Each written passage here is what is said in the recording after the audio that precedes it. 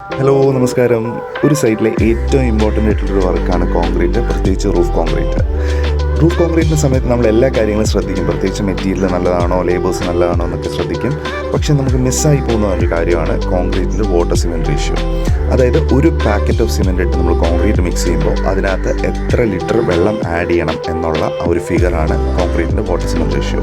നമ്മൾ ഒഴിക്കുന്ന വെള്ളം കൂടിപ്പോയി കഴിഞ്ഞാൽ കോൺക്രീറ്റ് പോറസ് ആവാനും സ്ട്രെങ്ത് കുറയാനുള്ള ചാൻസ് ഉണ്ട്. എന്നാൽ ഒഴിക്കുന്ന വെള്ളം കുറഞ്ഞു പോയി കഴിഞ്ഞാൽ കോൺക്രീറ്റിൻ്റെ വർക്കബിലിറ്റി കുറയും, കോൺക്രീറ്റ് ഉപയോഗിക്കാൻ ബുദ്ധിമുട്ടായിരിക്കും. At the same time dry ആകുമ്പോൾ കോൺക്രീറ്റിൽ ക്രാക്സ് വീഴും, എന്നാലും കോൺക്രീറ്റിൻ്റെ സ്ട്രെങ്ത് കുറയും.